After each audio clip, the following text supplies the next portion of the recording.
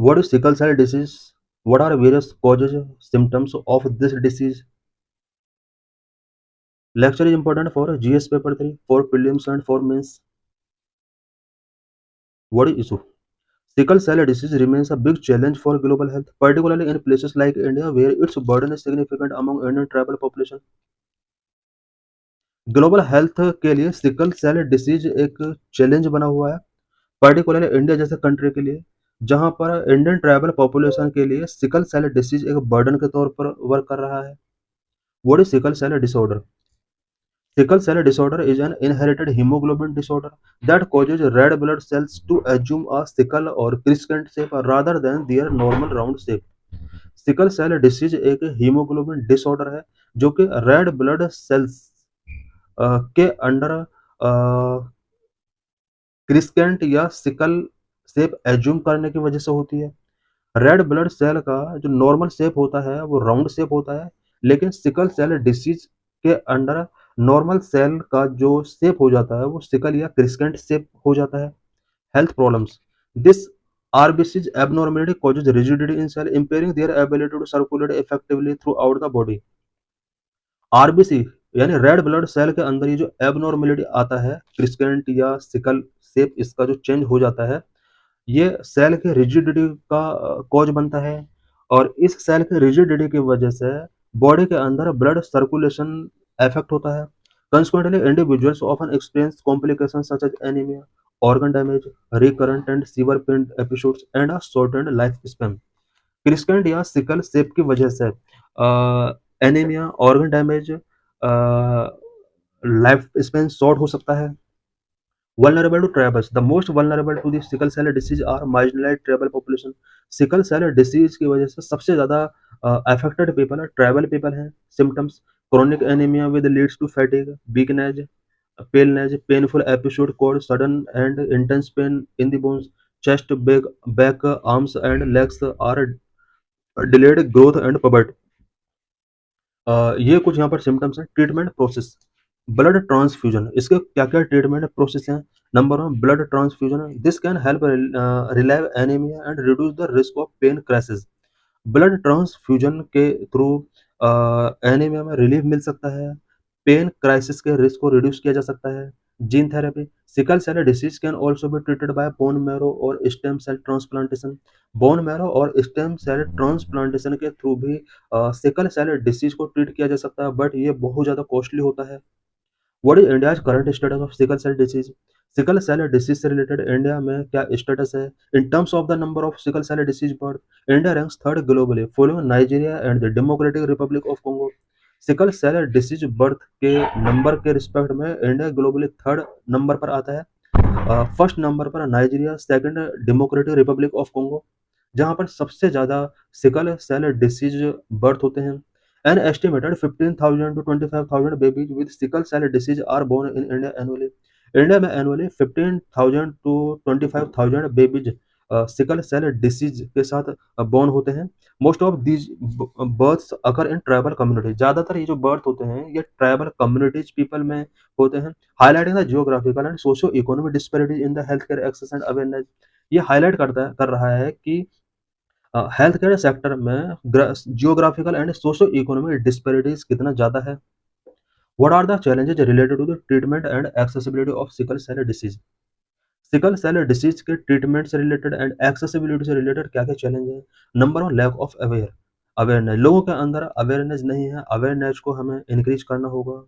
Number one, lack of health care infrastructure, sickle cell disease के treatment के लिए अभी हेल्थ केयर इंफ्रास्ट्रक्चर उतना स्ट्रॉन्ग नहीं है जितना होना चाहिए।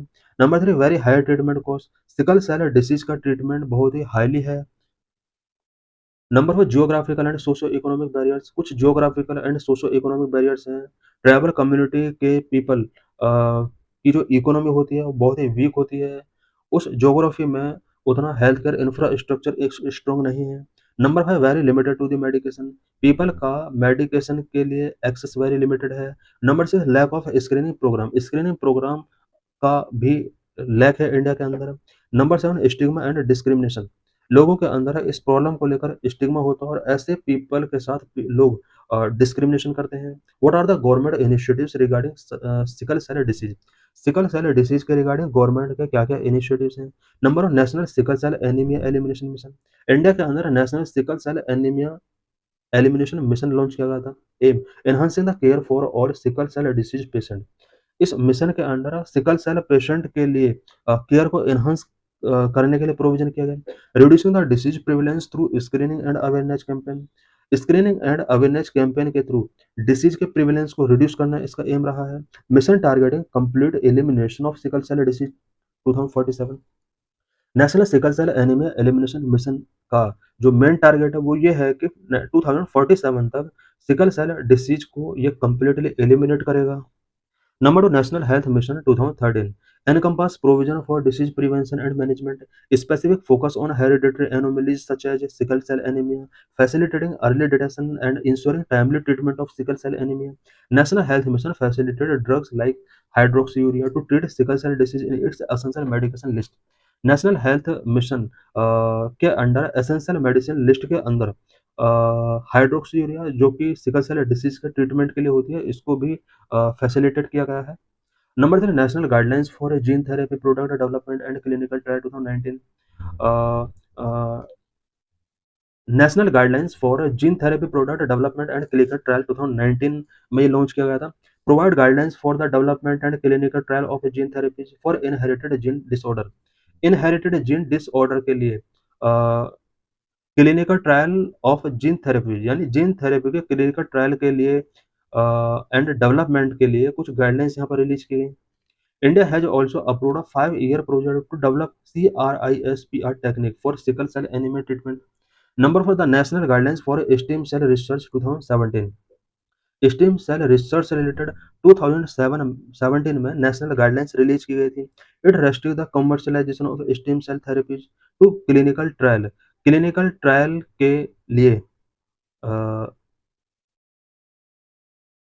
स्टेम सेल थेरेपीज का अगर कॉमर्शियलाइजेशन किया जाता है इसको रेस्ट्रिक्ट किया गया है except for bone marrow transplantation for sickle cell disease. Sickle cell disease के लिए बोन मैरो ट्रांसप्लांटेशन किया जा सकता है बट स्टेम सेल थेरेपीज का कॉमर्शियलाइजेशन यहाँ पर बैन किया गया है। Gene editing on stem cell is permitted only for in vitro studies. Stem cell पर gene editing in vitro studies के लिए परमिट किया गया है। Number 4, rights of persons with disability act 2016। Sickle cell disease included in the 21 disabilities that provide for benefits such as reservation in government job, higher education, and allocation of land for persons with disability and those with high support needs।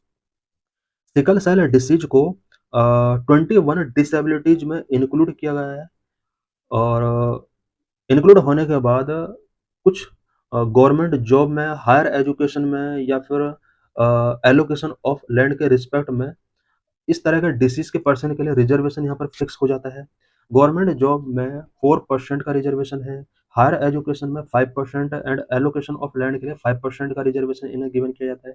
It mean sickle cell disease person को disabilities में count किया जाता है और इन्हें reservation given किया जाता है गवर्नमेंट जॉब में, हायर एजुकेशन सेक्टर में। Free education is guaranteed for every child with a disability between 6 and 18 years. Disable person के लिए 6 to 18 ईयर्स का जो भी डिसेबल पर्सन है उसके लिए फ्री एजुकेशन गारंटेड की गई है एवरी चाइल्ड के लिए। What is way forward? Need early detection and screening, need public education and awareness, need to increase allocation of resources for research and development. This is PYQ related to this article. Consider the following statement in the context interventions being undertaken under Anemia Mukt Bharat strategy। 2023 में question पूछा गया था।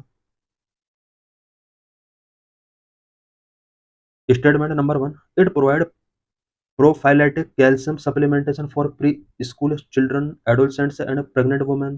It runs a campaign for delayed cord camping at the time of childbirth। It provides for periodic deworming to children and adolescents। It addresses non-nutritional causes of anemia in endemic pockets with special focus on malaria, hemoglobinopathies and fluorosis। How many of the statements given above are correct? The correct answer is See, only three. This is mains related question. What are the research and developmental achievement in applied biotechnology? How will these achievements help to uplift the poor sections of the society?